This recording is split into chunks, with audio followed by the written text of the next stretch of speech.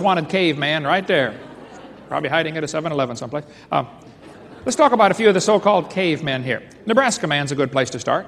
You know, all they found for a Nebraska man was one tooth. Somebody found a tooth in Nebraska, Sioux County, Nebraska, near Colorado, and said, wow, this looks like half man, half ape tooth. They built the entire man and his wife from one tooth. You have to really be good to know what his wife looks like from his tooth, but these guys are professionals, you know, don't question them. Later they found out the tooth actually came from a pig. There's the real Nebraska man right there, folks. Piltdown man was in the textbooks for over 40 years, and yet it was a deliberate fraud. In 1912, the New York Times announced, Darwin theory proved true. They found the Piltdown man. This was a hoax. Somebody took a human skull and an ape's jawbone, filed them down, and made them fit together. Fooled the experts. It was in the textbooks for 40 years. I wonder how many kids had their faith destroyed during that 40-year span of history. I wonder how many kids went to school and some teacher said, boys and girls, we got proof for evolution. Piltdown man. Teachers, now you listen carefully. If you're teaching something that supports the evolution theory, you're going to stand before God one of these days and be judged for every idle word that you speak.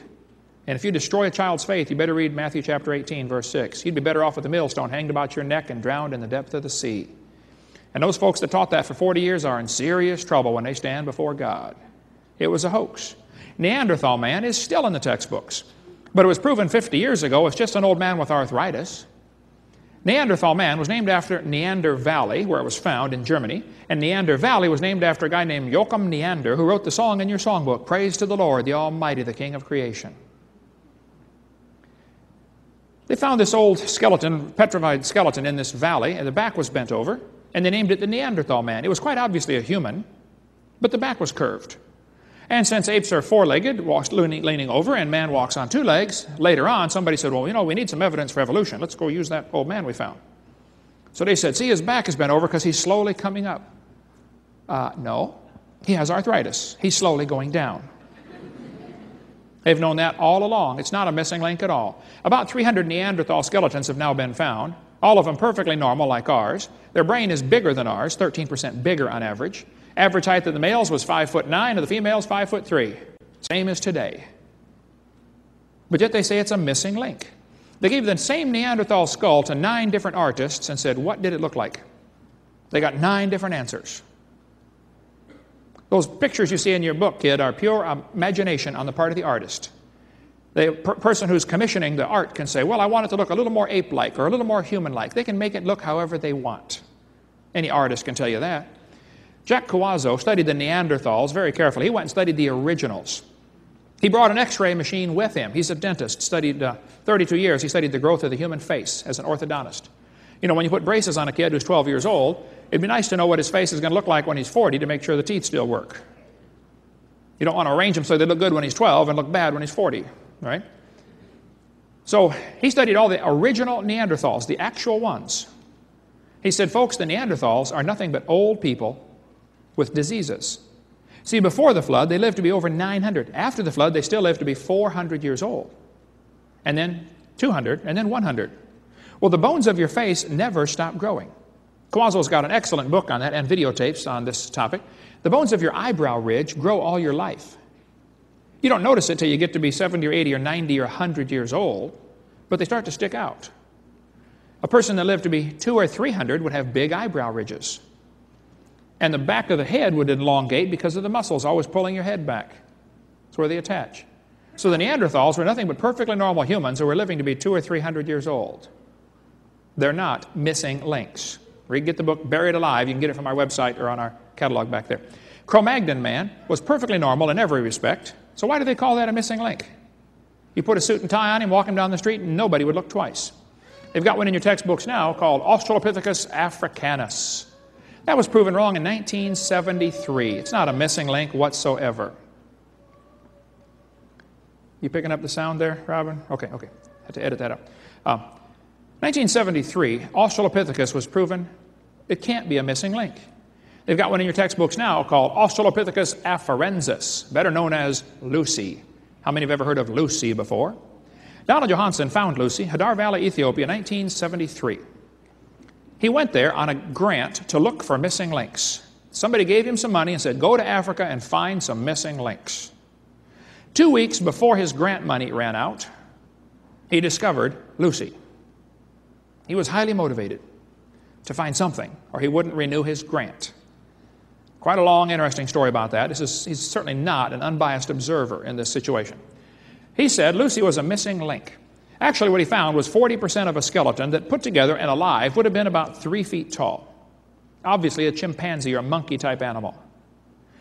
He put the skull together. Actually, the bones of the skull were so thoroughly crushed, they could not tell anything about what the skull looked like. But in your textbooks, kids, they're going to show you a half-human, half-ape skull.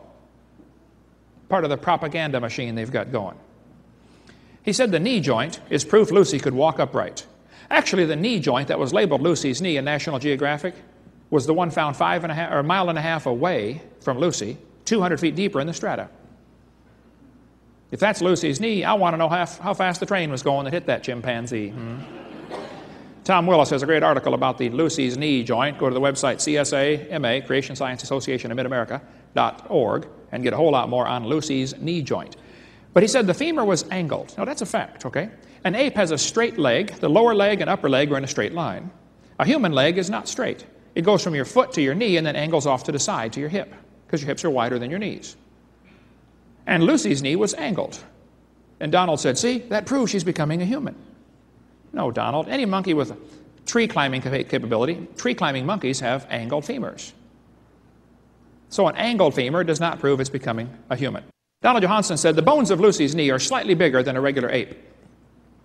So the bones of a Clydesdale are slightly bigger than a regular horse. That doesn't prove it's becoming a truck. All he found was a heavy-duty chimpanzee, that's all. And there are big horses and little horses today, folks. The St. Louis Zoo put human feet on their Lucy display. Not one single foot bone was found. Every other Australopithecine that has been found, and several have been found, all of them had curled toes. They call them a knuckle walker. You know, chimpanzees don't walk flat on their feet. They walk on their knuckles, because their foot's designed like your hand for grabbing a tree branch. And so they curl their toes under. They call them knuckle walkers.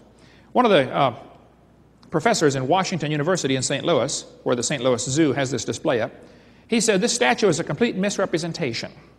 I like to use simple words. They spoke with great plainness of speech, the Bible says. I think it's a lie is a better word there. The zoo director said, zoo officials have no plans to knuckle under. Ha ha, real punny. He said, we cannot be updating every exhibit based on every new piece of evidence. We look at the overall exhibit and the impression it creates. We think the overall impression this exhibit creates is correct. Well, now, Bruce, do you mean you would lie to kids that come through your zoo just to give an impression across that you've got evidence for evolution? Yes, they would, and they do. Lucy is not a missing link. In Africa, in some ash, layer of hardened volcanic ash, they found perfectly normal human footprints. Perfectly normal human. But the ash had already been dated at 3.75 million years old. They said, well, it can't be human. Russell Tuttle, University of Chicago, studied 70 people that go barefoot all their life. They never wear shoes. He looked at their footprints that they left in the ash and in the mud. He tried them in all sorts of things. And he said the footprints of these people alive today are exactly like the ones found in the ash in Laetoli. Then he said, if the footprints were not known to be so old, we would readily conclude that they were made by a member of our own genus. In other words, if we didn't know better, we'd think they were human. You know, folks, if you find normal human footprints in the ash, what should you conclude? A human walked there. I don't have a problem with that. In National Geographic, Mary Leakey said the form of his foot was exactly the same as ours. Weight-bearing pressure patterns in the prints resemble human ones. Footprints so very much like our own. Well, maybe a human made them. But see, it's too old. This is where an example where the evolutionary theory is a hindrance to common sense research. And then in National Geographic, they put dark-skinned, ape-like creatures on top of these footprints. Not one single bone was found. Now, if you found normal human footprints in the ash, why would you put a half-man, half-monkey creature on top?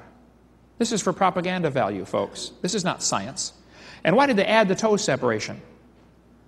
They did that on purpose, the artist did, to make it look a little more ape-like. See, humans have your toe, your big toe lined up with the rest of your toes. Apes have their big toe sticking off to the side.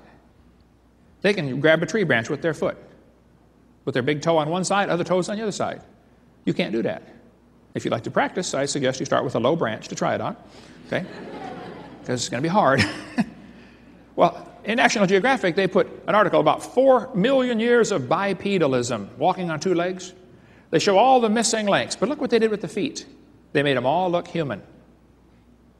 This is a lie, folks. This is propaganda. And if you're spending your money on National Geographic, I recommend you quit. Give it to a missionary instead. Okay? The Australopithecines are more different, according to Charles Oxnard, who studied them for 16 years. He said they're more different than African apes and humans in most features than the latter are from each other. They can't be a missing link. There could be some Australopithecines still alive. Upright walking monkey down in Sumatra, down near Vietnam. Peking man was in the textbooks for years as evidence for evolution. All evidence disappeared during World War II. But they found in this cave a bunch of monkey skulls that were smashed and a bunch of human tools. Somebody said, wow, look at this. These monkeys are learning to make tools. Oh, and they're practicing on their head. Yeah. Oh, that one works good. Yeah. Duh. No. In some cultures, they like to eat monkey brains. You know, have you seen Indiana Jones? They also found 10 human remains in the same cave. They didn't tell you about that, though. Peking man was a place where people would go to have a feast and eat monkey brains, is my theory. Australopithecine is not a missing link. Homo erectus is in the textbooks as evidence. It used to be called Java man, originally called Pithecanthropus erectus. Now it's called Homo erectus. The evolutionist said it's 500,000 years old. It was found by a Dutch anatomist who believed in evolution and had gone to look for missing links. He hired a bunch of convicts to go out and find him some bones. He said, you guys go out in the woods and find me some bones. We've got to find some missing links. He has no idea where they came from. These convicts would bring him back bones, and he would put, oh, that's part human, part ape. He was looking desperately to prove the evolution theory. Dr. Dubois had gone to Java to look for missing links. He took these convicts out there, and they came back with all kinds of bones. He took a human, 3 human teeth, a human thigh bone, and an ape skull cap, and put them all together and said he found the missing link. He hid the fact that he found 2 normal human skulls in the same area. He put them under his bed, under the floorboards. Kind of like Edgar Allan Poe, you know, Telltale Heart? Oh, no, this was Telltale Head. So he lied, all right? There's not enough evidence from fossils to answer when, where, and how Homo sapiens emerged. There's no evidence for human evolution. This guy says, fossil evidence of human evolution is fragmentary and open to various interpretations. Fossil evidence of chimpanzee evolution is absent altogether. I agree. Marvin Lubenow has a great book called Bones of Contention. If you want to study all of the so-called cavemen, that's the one I recommend. Or if you've got a friend going to school being taught anthropology about all the cavemen, if you want to save them from a lot of headache and learning false things, get them this book for a birthday present or something. Excellent gift to give to anybody you know going to college and learning all this junk about man coming from an ape-like ancestor. The only missing link I've been able to find is modern man. Something is missing between his ears. These guys spend all their free time digging in the dirt looking for bones. My dog did the same thing. But we didn't make the taxpayers pay his salary while he did it. Florida has a law that requires textbooks to be accurate. So does California. So does Texas. So does Wisconsin. So does Alabama. Most states have laws requiring textbooks to be accurate. Minnesota has a law that says a teacher shall not deliberately suppress or distort subject matter. Yeah, sure. Hey there, fella, you betcha. Well, here's a textbook used in Minnesota, and it says that all of these ones in the circle here have been proven wrong, but they're still using them as evidence for evolution. They're lying to the kids. And they're used to call modern man Homo sapien. Today they're calling us Homo sapiens sapien. Wow, what does that mean? Well, sapien means wise. So today we're the wise man. That's interesting. You know, the Bible says, professing themselves to be